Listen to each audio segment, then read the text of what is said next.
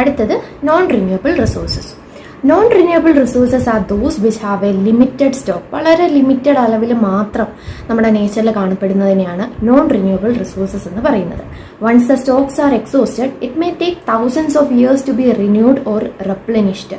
ഒരിക്കൽ അതൊന്ന് തീർന്നു പോകണമെങ്കിൽ പിന്നെ വർഷങ്ങളെടുക്കും, ആയിരക്കണക്കിന് വർഷങ്ങളിലെ നൂറ്റാണ്ടുകൾ എടുത്തിട്ടാണ് അത് പിന്നീടൊന്ന് റെപ്ലനിഷ് ആയി വരുന്നത്. Since this period is much more than human life span such resources are considered non renewable. അതായത് ഇപ്പം നമ്മൾ യൂസ് ചെയ്തുകൊണ്ടിരിക്കുന്ന ഒരു റിസോഴ്സ് ആണെങ്കിൽ അത് തീർന്നു പോയി കഴിഞ്ഞാൽ പിന്നെ നമുക്കത് കാണാൻ പോലും പറ്റത്തില്ല. അതായത് നമ്മുടെയൊക്കെ കാലം കഴിഞ്ഞ് എത്രയോ വർഷങ്ങൾക്ക് ശേഷമായിരിക്കും പിന്നീട് അത് ഒന്നുകൂടൊന്ന് റിപ്ലനിഷ് ആയി വരുന്നത്. അപ്പോൾ അതാണ് നമ്മുടെ ലൈഫ് സ്പാൻ വെച്ച് നോക്കുമ്പോഴത്തേക്കിന് ആണ് ഇതിനെ നോൺ റിന്യൂവബിൾ റിസോഴ്സ് എന്ന പേര് തന്നെ കൊടുത്തിരിക്കുന്നത്. Coal, petroleum and natural gas are some examples. അപ്പോൾ ഇതിൽ വരുന്ന കുറച്ച് എക്സാമ്പിൾസ് ആണ് കോളും പെട്രോളിയവും നാച്ചുറൽ ഗ്യാസും ഒക്കെ. അത് യൂസ് ചെയ്ത് ആ ഒരു പോർഷനിലുള്ള നാച്ചുറൽ ഗ്യാസ് അല്ലെങ്കിൽ അവിടുത്തെ പെട്രോളിയം തീർന്നു കഴിയുമ്പോഴത്തേക്കിന് പിന്നെ ഇനി ഇല്ല, അവിടുത്തെ കഴിഞ്ഞു. നമുക്കറിയാം പെട്രോളിയം ഒക്കെ എങ്ങനെ ഉണ്ടാകുന്നതെന്നുള്ളത് പഠിച്ചിട്ടില്ലേ മക്കള്? എങ്ങനെ ഫോസിൽ ഫ്യൂവൽസ് ഈ വർഷമാണെന്ന് തോന്നുന്നു പഠിക്കുന്നത് കേട്ടോ. സയൻസിൽ നമ്മൾ പഠിക്കുന്നുണ്ട്. കോൾ ആൻഡ് പെട്രോളിയം എന്ന് പറയുന്ന ചാപ്റ്ററില്ലേ, അതിൽ പഠിക്കുന്നുണ്ട് കേട്ടോ. ഞാൻ ഓർത്ത് കഴിഞ്ഞ വർഷമേ പഠിച്ചു എന്ന്. The distribution of natural resources depends upon number of physical factors like terrain, climate and altitude. ഇനി ഈ നാച്ചുറൽ റിസോഴ്സസിൻ്റെ ഡിസ്ട്രിബ്യൂഷൻ എല്ലാ സ്ഥലങ്ങളിലും ഒരേപോലെ അല്ല. ഈ നാച്ചുറൽ റിസോഴ്സ് ഇപ്പോൾ ഫോർ എക്സാമ്പിൾ സിമ്പിൾ ആയിട്ടുള്ള സോളാർ എനർജി നോക്കാം. രാജസ്ഥാനിൽ നല്ല രീതിയിൽ സോളാർ എനർജി ഉണ്ട്. മറ്റൊരു സ്ഥലം വെച്ച് നോക്കുമ്പോഴത്തേക്കും നമ്മുടെ ഇന്ത്യയിൽ തന്നെ വേറൊരു സ്റ്റേറ്റ് വെച്ച് നോക്കുമ്പോഴത്തേക്കിന് നല്ല ഡിഫറൻസ് ഉണ്ട് ആ സോളാർ എനർജിയുടെയും വിൻഡ് എനർജിയുടെയും ഒക്കെ ആ ഒരു അളവിൽ. അതാണ് ഇതിൻ്റെ ഡിസ്ട്രിബ്യൂഷൻ എന്ന് പറയുന്നത്. ഒരുപാട് ഫാക്ടേഴ്സിനെ ഡിപ്പെൻഡ് ചെയ്താണ് ഇരിക്കുന്നത്. ടെറെയിൻ, ക്ലൈമറ്റ്, ഓൾട്ടിറ്റ്യൂഡ്, അതായത് സമുദ്രനിരപ്പിൽ നിന്ന് എന്തുമാത്രം ഉയരത്തിലാണ് ആ ഒരു ലാൻഡ് ഉള്ളത്, അതാണ് ഓൾട്ടിറ്റ്യൂഡ് എന്ന് പറയുന്നത്. പിന്നെ ക്ലൈമറ്റ്, അവിടുത്തെ കാലാവസ്ഥ എങ്ങനെയാണ്, ടെറെയിൻ, ആ ഭൂപ്രകൃതിയൊക്കെ എങ്ങനെയാണ്. അപ്പോൾ ഈ ഫാക്ടേഴ്സിനെയൊക്കെ ഡിപ്പെൻഡ് ചെയ്തിട്ടാണ് നാച്ചുറൽ റിസോഴ്സസിൻ്റെ ഡിസ്ട്രിബ്യൂഷൻ വരുന്നത്. The distribution of resources is unequal because these factors differ so much over the earth. ഈ നാച്ചുറൽ റിസോഴ്സസിൻ്റെ ഡിസ്ട്രിബ്യൂഷൻ എന്ന് പറയുന്നത് വളരെ അൺഈക്വൽ ആണ്. അതായത് എല്ലായിടത്തും ഒരേപോലെ അല്ല. അപ്പോൾ ഈ ഫാക്ടേഴ്സിനെ ഡിപ്പെൻഡ് ചെയ്തിട്ടാണ് ഈ ഡിസ്ട്രിബ്യൂഷൻ ഉണ്ടാവുന്നത്. ഇനി അടുത്തത് human made resources.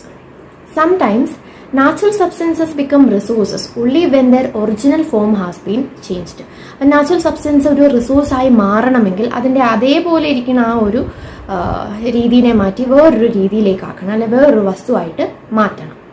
Iron ore was not a resource until people learn to extract iron from it. Iron ore എന്ന് പറയുന്നത് ഇതൊരു റിസോഴ്സേ അല്ല, പക്ഷെ അതിൽ നിന്ന് അയൺ എക്സ്ട്രാക്ട് ചെയ്ത് തുടങ്ങിയതിന് ശേഷം അതൊരു റിസോഴ്സായിട്ട് മാറി.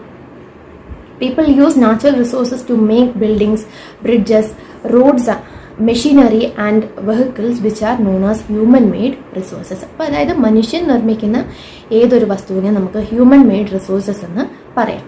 Technology is also A human made resource. അപ്പോൾ ടെക്നോളജി എന്ന് പറയുന്നതും എന്താണ്, ഒരു ഹ്യൂമൻ മെയ്ഡ് റിസോഴ്സ് തന്നെയാണ്. അടുത്തത് human resources. People can make the best use of nature to create more resources when they have the knowledge, skill and the technology to do so. അപ്പോൾ ആൾക്കാർക്ക് നല്ല രീതിയിൽ അറിവും അതേപോലെ അതിന് വേണ്ടുന്ന സ്കിൽസും ടെക്നോളജീസും ഒക്കെ കൈവശം ഉണ്ടെങ്കിൽ ഏതൊരു വസ്തുവിനും റിസോഴ്സാക്കി മാറ്റാനായിട്ടുള്ള ആ ഒരു കഴിവ് ഉണ്ട്. That is why human beings are a special resource. അപ്പോൾ അതുകൊണ്ടാണ് ഹ്യൂമൻ ബീയിങ്സിനെ സ്പെഷ്യൽ റിസോഴ്സ് എന്ന് പറയുന്നത്. People are human resources. അപ്പോൾ ആൾക്കാർ ഹ്യൂമൻ റിസോഴ്സസ് ആണ്, വളരെ ഇമ്പോർട്ടൻ്റ് ആയിട്ടുള്ള ഒരു റിസോഴ്സും കൂടിയാണ് ഇത്. Education and help in making people A valuable resource. അപ്പോൾ നമ്മുടെ കയ്യിൽ എന്തുമാത്രം പണമുണ്ടെന്നുള്ളതോ അതൊന്നും ഒരു കാര്യമല്ല. അറ്റ് ദി എൻഡ് നമ്മളുടെ കയ്യിൽ എന്ത് വിദ്യാഭ്യാസമുണ്ട്, നമ്മൾ എത്ര ഹെൽത്തി ആയിട്ടിരിക്കുന്നു, ഇതിൽ രണ്ടിലുമാണ് കാര്യം. അപ്പോൾ ഈ കുഞ്ഞുകുട്ടികളൊക്കെ എന്താ ചെയ്യേണ്ടത്, നല്ല രീതിയിൽ പഠിക്കണം, അതിൻ്റെ കൂടെ നിങ്ങളുടെ ഹെൽത്തും കൂടെ നോക്കണം. അതായത് ഈ വെറുതെ സ്ട്രീറ്റ് ഫുഡ്സൊക്കെ വാരി കഴിച്ച് കഴിക്കുക, പിന്നെ ചുമ്മാ കുറേ ഡ്രിങ്ക്സ്, കൊക്കക്കോള, പെപ്സി അങ്ങനത്തെ കുറേ സാധനങ്ങളൊക്കെ കുടിക്കുക, ഒന്നും ചെയ്യരുത്. എല്ലാം വേണം, എല്ലാം ഒരു ലിമിറ്റിൽ വേണം ചെയ്യാനായിട്ട്. കാരണം നമ്മൾ നമ്മുടെ ഹെൽത്തും കൂടെ നോക്കണം. പിന്നെ വെറുതെ ഇങ്ങനെ വീട്ടിൽ കയറി ഇരുന്ന് ഫോൺ എടുത്ത് ഇങ്ങനെ അതും വേണ്ട. എന്തിനാ വെറുതെ നമ്മൾ ടീച്ചറിനൊക്കെ ചെറുപ്പകാലത്ത് ടീച്ചർ ഫോണൊന്നും കണ്ടിട്ട് പോലുമില്ല. ആ സമയത്ത് ഫോണൊന്നും ഇല്ല, എന്നിട്ട് ടീച്ചർ ഇത്രയും വലുതായില്ലേ, ടീച്ചർ ഹാപ്പി അല്ലേ. അപ്പോൾ അതേപോലെയാണ്, നിങ്ങൾ എന്തിനാണ് വെറുതെ ഇങ്ങനെ ഫോൺ എടുത്ത് ഇങ്ങനെ എൻ്റെ അടുത്ത് ട്യൂഷൻ പഠിക്കുന്ന പിള്ളേരുടെ ഒക്കെ അമ്മമാരുടെ ഏറ്റവും വലിയ കംപ്ലൈൻറ്റ് എന്ന് പറയുന്നത് പുറത്തിറങ്ങാറില്ല. പണ്ടൊക്കെ ഉണ്ടല്ലോ പിള്ളേർ പുറത്ത് നിന്ന് കളിക്കുമ്പം ഒന്ന് അകത്തേക്ക് കയറി വാ എന്ന് അമ്മമാർ പറയായിരുന്നു. ഇപ്പോൾ ഈ അമ്മമാർ പിള്ളേർ ഫോൺ എങ്ങനെയും ഒന്ന് താഴെ വെച്ചിട്ടൊന്ന് പുറത്തേക്കൊന്ന് പോയി കളിച്ചാൽ മതി, ആ ഒരു മെൻറ്റാലിറ്റി ആയിട്ട് മാറിയിട്ടുണ്ട്. അപ്പോൾ അതാണ്, നമ്മൾ ഓടിച്ചാടി നടക്കുക, കളിക്കുക, ഇതൊക്കെ ചെയ്താലല്ലേ നമ്മുടെ ബോഡി ഹെൽത്തി ആയിട്ട് ഇരിക്കത്തുള്ളൂ. അപ്പോൾ അതുകൊണ്ട് നമ്മൾ ഈ ഫോണൊക്കെ മാറ്റി വെച്ചിട്ട് പുറത്തിറങ്ങി നേച്ചറൊക്കെ ഒന്ന് കാണുക, അല്ലെങ്കിൽ അടുത്ത വീട്ടിലുള്ള കുട്ടികളുമായിട്ട്, അല്ലെങ്കിൽ നിങ്ങളുടെ വീട്ടിൽ തന്നെ ഉണ്ടല്ലോ ചേട്ടന്മാരും അനിയത്തിമാരും ഒക്കെ ഇല്ലേ, അവരുടെ കൂടെ കളിക്കുക. അപ്പോൾ അങ്ങനെയൊക്കെ ചെയ്താലേ നമ്മൾ ഹെൽത്തി ആയിട്ട് ഇരിക്കത്തുള്ളൂ. പിന്നെ അതേപോലെ തന്നെ ഫുഡ് ഈ പറഞ്ഞ പോലെ എനിക്കത് വേണം എനിക്കിത് വേണം എന്ന് വീട്ടുകാരെ പറഞ്ഞ് ബുദ്ധിമുട്ടിക്കുന്ന കുട്ടികളാണ് എല്ലാവരും എന്ന് എനിക്കറിയാം. അപ്പോൾ അങ്ങനെയൊന്നും ചെയ്യാണ്ട് നല്ല ഹെൽത്തി ആയിട്ടുള്ള ഫുഡും കഴിക്കുക. മറ്റ് ഫുഡുകളും കഴിച്ചോ കുഴപ്പമില്ല, പക്ഷെ ഒത്തിരി ആയിട്ട് കഴിക്കരുത്, അതാണ്. പിന്നെ അതേപോലെ തന്നെ എഡ്യൂക്കേഷൻ, വളരെ ഇമ്പോർട്ടൻ്റ് ആയിട്ടുള്ളൊരു കാര്യം എന്ന് പറയുന്നത് എഡ്യൂക്കേഷനാണ്. നാളെ നമ്മുടെ കയ്യിൽ എത്ര പണമുണ്ടെന്നുള്ളതിലൊന്നും ഒരു കാര്യമില്ല, അതൊക്കെ നമുക്ക് എപ്പോൾ വേണമെങ്കിലും നഷ്ടപ്പെട്ടു പോകാവുന്നതാണ്. പക്ഷേ നമ്മുടെ കയ്യിലുള്ള ഈ എഡ്യൂക്കേഷനും ഹെൽത്തും ആർക്കും നമ്മുടെ അടുത്തുനിന്ന് തട്ടിയെടുക്കാനായിട്ട് പറ്റത്തില്ല. നമ്മുടെ എഡ്യൂക്കേഷൻ, നമ്മൾ എത്ര അറിവ് നേടി എന്നുള്ളത് നമ്മളിലാണ് ഇരിക്കുന്നത് അല്ലേ, അതേപോലെ തന്നെ നമ്മുടെ ആരോഗ്യം അത് നമ്മളിലാണ് ഇരിക്കുന്നത്. ഒരു മനുഷ്യർക്കും അത് നമ്മുടെ അടുത്തുനിന്ന് തട്ടിക്കൊണ്ട് പോകാനായിട്ട് പറ്റത്തില്ല. അപ്പോൾ എന്താ ചെയ്യേണ്ടത്, നമ്മുടെ എഡ്യൂക്കേഷനും ഹെൽത്തുമാണ് ഏറ്റവും ഇമ്പോർട്ടൻ്റ് ആയിട്ടുള്ളത്. അപ്പോൾ അത് നിങ്ങൾ ഡെവലപ്പ് ചെയ്തെടുക്കാനായിട്ട് ശ്രമിക്കുക. അപ്പോൾ അത് തന്നെ അതെവിടെ ഈ ചാപ്റ്ററിൽ ഒരു സെൻറ്റൻസ് ആയിട്ട് പറഞ്ഞിരിക്കുന്നത്, education and help in making people A valuable resource. ഇത് രണ്ടും ഉണ്ടെങ്കിൽ നിങ്ങളൊരു വാല്യുബിൾ, ഒരു വിലപ്പെട്ട റിസോഴ്സ് ആയിട്ട് മാറി. അല്ലാണ്ട് നാളെ ഞാൻ ഫോണിൽ ഇത്ര നേരം കളിച്ചു, ലാപ്പിൽ ഇത്ര നേരം കളിച്ചു, അല്ലെങ്കിൽ ടാബ്ലറ്റ് ഇത്ര നേരം യൂസ് ചെയ്തു എന്നൊന്നും പറഞ്ഞിട്ട് ഒരു കാര്യമില്ല. നമ്മുടെ കൈവശം എഡ്യൂക്കേഷനും ഉണ്ടായിരിക്കണം, അതേപോലെ തന്നെ ഹെൽത്തും ഉണ്ടായിരിക്കണം. അപ്പോൾ ഇന്ന് പോലെ എങ്ങനെ ഫോണൊക്കെ നമ്മൾ മാറ്റി വെക്കും, ടീച്ചറിൻ്റെ ക്ലാസ് കാണണം കേട്ടോ, ക്ലാസ്സൊക്കെ കണ്ടതിന് ശേഷം ഫോണൊക്കെ മാറ്റി വെക്കും, ഫോണൊക്കെ മാറ്റി വെച്ചിട്ട് നമ്മൾ പുറത്തിറങ്ങി കളിക്കും അല്ലേ. വീട്ടുകാരൊക്കെ ഞെട്ടിട്ട് എന്ത് പറ്റി പിള്ളേർക്ക്, ഇങ്ങനൊന്നും അല്ലായിരുന്നല്ലോ, പെട്ടെന്ന് എവിടുന്ന ഈ ബുദ്ധി ഉദിച്ച് അങ്ങനെയൊക്കെ ചോദിക്കും കേട്ടോ. പറഞ്ഞൊന്നും കൊടുക്കണ്ട, അത് നമ്മുടെ ഇടയിലുള്ള സീക്രട്ടാണ് കേട്ടോ. Improving the quality of people's skill so that they are able to create more resources is known as human resource development. അപ്പോൾ ഈ ആൾക്കാരുടെ സ്കിൽസ് അല്ലെങ്കിൽ അവരുടെ എഡ്യൂക്കേഷൻ ക്വാളിറ്റീസ് ഒക്കെ കൂട്ടി അവർക്ക് വീണ്ടും വീണ്ടും കൂടുതൽ റിസോഴ്സസ് ക്രിയേറ്റ് ചെയ്യാനായിട്ട് സാധിക്കും. അപ്പോൾ അതിനെയാണ് ഹ്യൂമൻ റിസോഴ്സ് ഡെവലപ്മെൻറ്റ് എന്ന് പറയുന്നത്. അതായത് ഹ്യൂമൻസിനെ ഡെവലപ്പ് ചെയ്തെടുക്കുകയാണ്, ഹ്യൂമൻസിൻ്റെ ആ കഴിവുകളെ ഡെവലപ്പ് ചെയ്തെടുക്കുകയാണ്, ഹ്യൂമൻസിൻ്റെ അറിവിനെ ഡെവലപ്പ് ചെയ്തെടുക്കുകയാണ്. അപ്പോൾ അത് കാരണം പുതിയ പുതിയ റിസോഴ്സസ് ക്രിയേറ്റ് ചെയ്യപ്പെടുന്നു. അതിനെ ഹ്യൂമൻ റിസോഴ്സ് ഡെവലപ്മെൻറ്റ് എന്നാണ് പറയുന്നത്. അടുത്തത് കൺസേർവിങ് റിസോഴ്സസ്. നമുക്ക് ഈ റിസോഴ്സൊക്കെ ഡെവലപ്പ് ചെയ്തെടുത്താൽ മാത്രം മതിയോ, അതൊക്കെ സൂക്ഷിച്ച് വെക്കണം അല്ലേ. നമ്മുടെ ഫ്യൂച്ചർ ജനറേഷന് വേണ്ടിയിട്ട് നമ്മൾ ഈ റിസോഴ്സസ് ഒക്കെ കൺസേർവ് ചെയ്ത് വെക്കണം. അപ്പോൾ അതിനെക്കുറിച്ചാണ് നമ്മൾ പഠിക്കുന്നത്.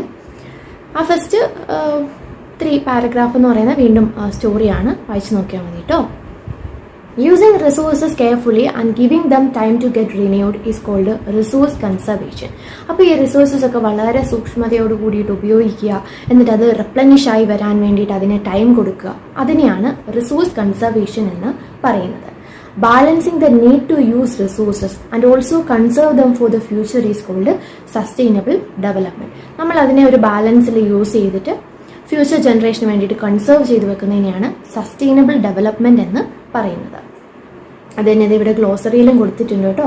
Carefully utilising resources so that besides meeting the requirements of the present also takes care of future generations. അപ്പോൾ ഈ ഇന്ന് പ്രസൻറ്റിലുള്ള കാര്യങ്ങൾ മാത്രമല്ലാണ്ട് ഫ്യൂച്ചർ ജനറേഷന് വേണ്ടിയിട്ടും കൂടെ നമ്മൾ ഈ റിസോഴ്സസിനെ മാറ്റി വെക്കുന്നതിനെയാണ് സസ്റ്റൈനബിൾ ഡെവലപ്മെൻറ്റ് എന്ന് പറയുന്നത്. There are many ways of conserving resources. Each person can contribute by reducing consumption, recycling and reusing them. പല രീതിയിൽ നമുക്ക് ഈ റിസോഴ്സ് കൺസർവേഷന് വേണ്ടിയിട്ട് കോൺട്രിബ്യൂട്ട് ചെയ്യാനായിട്ട് സാധിക്കും. അതായത് അതിൻ്റെ യൂസേജ് കുറയ്ക്കുക, അത് റീസൈക്കിൾ ചെയ്തെടുക്കുക, അത് റീയൂസ് ചെയ്തെടുക്കുക. അപ്പോൾ ഇതൊക്കെ ചെയ്യുമ്പോഴത്തേക്കിന് നമുക്ക് റിസോഴ്സ് കൺസേർവ് ചെയ്യാനായിട്ട് സാധിക്കും. Ultimately it makes a difference because all our lifes are linked. അതേപോലെ തന്നെ അവസാനം നമ്മുടെ എല്ലാവരുടെയും ജീവിതം ഇതുമായിട്ട് ലിങ്ക്ഡ് ആയതുകൊണ്ട് തന്നെ എല്ലാവർക്കും ആ ഒരു മാറ്റം കാണാനായിട്ട് സാധിക്കും. ഇനി അടുത്തത് നമ്മുടെ ചാപ്റ്ററിൻ്റെ ലാസ്റ്റ് പോർഷൻ. അവിടെ ഒരു യെല്ലോ ബോക്സ് കൊടുത്തിട്ടുണ്ട്, അത് നോക്കി. Some principles of sustainable development. ഇവിടുന്ന് ക്വസ്റ്റ്യൻ ആൻസേഴ്സ് മസ്റ്റായിട്ടും കാണും കേട്ടോ, എല്ലാ വർഷവും ചോദിക്കാറുള്ളതാണ്. Respect and care for all forms of life. അപ്പോൾ എല്ലാ ജീവജാലങ്ങൾക്കും ഒരു റെസ്പെക്റ്റ് കൊടുക്കുക, അവരെ കൂടെ കെയർ ചെയ്യുക. Improve the quality of human life. Humans നല്ല രീതിയിൽ അവരുടെ സ്കിൽസും നോളജും ഡെവലപ്പ് ചെയ്ത് വന്നാൽ തന്നെ ലോകത്ത് ഒരുപാട് മാറ്റങ്ങൾ കൊണ്ടുവരാനായിട്ട് സാധിക്കും അല്ലേ. അപ്പോൾ അവരുടെ ആ ഹ്യൂമൻ ലൈഫിൻ്റെ ക്വാളിറ്റി ഇംപ്രൂവ് ചെയ്ത് എടുക്കുക. Conserve the earth's vitality and diversity. അതേപോലെ തന്നെ ഇവിടെയുള്ള വ്യത്യസ്തമായിട്ടുള്ള ജീവജാലങ്ങളെ കൺസേർവ് ചെയ്യുക, അല്ലെങ്കിൽ ആ ഡൈവേഴ്സിറ്റി എന്ന് പറഞ്ഞാൽ ആ വ്യത്യസ്തതകളൊക്കെ കാത്തു സൂക്ഷിക്കുക. Minimise the depletion of natural resources. അടുത്തത് നാച്ചുറൽ റിസോഴ്സിൻ്റെ ഡിപ്ലീഷൻ, അതായത് അതിൻ്റെ ആ കുറഞ്ഞു പോകുന്ന ആ ഒരു അല്ലെങ്കിൽ അതിന് സ്കേഴ്സിറ്റി ഉണ്ടാവാണ്ട് അത് മിനിമൈസ് ചെയ്യുക, അത് കൺട്രോൾ ചെയ്യുക.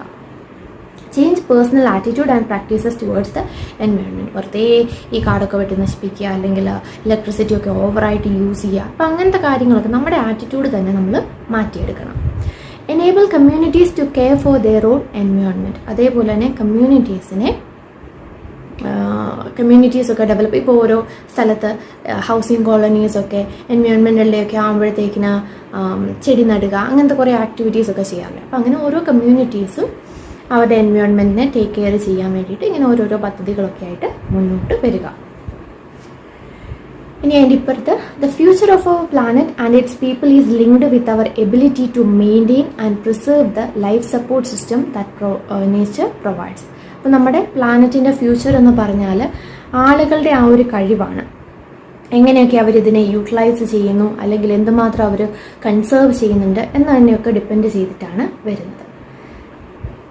Therefore, it is our duty to ensure that all uses of renewable resources are sustainable. അപ്പോൾ renewable resources എന്ന് പറയുന്നത് therefore it is our duty to ensure that. അപ്പം നമ്മുടെ ഡ്യൂട്ടീസ് ആണ് ഈ പറഞ്ഞിരിക്കുന്ന 3 കാര്യങ്ങൾ. All uses of renewable resources are sustainable. അപ്പം റിന്യൂവബിൾ റിസോഴ്സസ് ഒക്കെ സസ്റ്റൈനബിൾ ആയിട്ടുള്ള ആ ഒരു യൂസിലൂടെ മുന്നോട്ട് കൊണ്ടുപോവുക. The diversity of life on earth is conserved. എർത്തിലെ ലൈഫൊക്കെ, അല്ലെങ്കിൽ ആ ഒരു ഡൈവേഴ്സിറ്റി, പല സ്ഥലത്തും പല ജീവജാലങ്ങളൊക്കെ ജീവിച്ചിരിക്കുന്നു, അതൊക്കെ കൺസേർവ് ചെയ്ത് മുന്നോട്ട് കൊണ്ടുപോവുക. The damage of natural environment system is minimised. എൻവയോൺമെൻറ്റിന് ഉണ്ടാകുന്ന ഡാമേജസ് കുറയ്ക്കുക. അപ്പോൾ ഇത്രയും കാര്യങ്ങൾ നമ്മൾ ചെക്ക് ചെയ്യണം. അതായത് റിന്യൂവബിൾ റിസോഴ്സസ് സസ്റ്റൈനബിൾ ആയിട്ടാണോ യൂസ് ചെയ്യുന്നത് എന്നുള്ളത്, ഡൈവേഴ്സിറ്റി കൺസേർവ് ചെയ്യുന്നുണ്ടോ എന്നുള്ളത്, അതേപോലെ തന്നെ എർത്തിൻ്റെ ആ ഒരു ഡാമേജ് മിനിമൈസ് ചെയ്യുന്നുണ്ടോ എന്നുള്ളത്. അപ്പോൾ ഇത്രയും കാര്യങ്ങൾ നമ്മൾ നല്ല രീതിയിൽ എൻഷുർ ചെയ്ത് മുന്നോട്ട് പോവുകയാണെങ്കിൽ നമുക്ക് വളരെ നല്ലൊരു ഫ്യൂച്ചറുണ്ട്. നമ്മുടെ ഈ റിസോഴ്സസൊക്കെ ഇതേപടി നമുക്ക് നമ്മുടെ ഫ്യൂച്ചർ ജനറേഷന് കൈമാറാനായിട്ടും സാധിക്കും. അപ്പോൾ എല്ലാവർക്കും ചാപ്റ്റർ മനസ്സിലായെന്ന് വിചാരിക്കുന്നു. പിന്നെ ഇവിടെ ഈ ചാപ്റ്ററിൻ്റെ എൻഡ് ആകുമ്പോഴത്തേക്കിന് കുറേ കോൺവെർസേഷനകത്ത് കുട്ടികൾ പറയുന്നുണ്ട്, ഞാനത് ചെയ്യും, ഞാനിത് ചെയ്യും, ഞാൻ ഇനി മുതൽ ഇലക്ട്രിസിറ്റി ഓഫ് മീൻസ് വീട്ടിൽ സ്വിച്ചൊക്കെ വെറുതെ കിടക്കുകയാണ്, അത് ഓഫ് ചെയ്തിട്ടും വെള്ളം യൂസ് ചെയ്യുന്നത് കൺട്രോൾ ചെയ്തിട്ടായിരിക്കും. അങ്ങനെ അവരുടെ രീതിയിൽ എങ്ങനെയൊക്കെയാണ് ഈ റിസോഴ്സസ് കൺസേർവ് ചെയ്യുന്നത് എന്നുള്ളത് പറയുന്നുണ്ട്. അപ്പം നിങ്ങൾ എങ്ങനെയാണ് കൺസേർവ് ചെയ്യുന്നത് എന്നുള്ളത് കമൻറ്റ് ബോക്സിൽ കമൻറ്റ് ചെയ്യണം കേട്ടോ.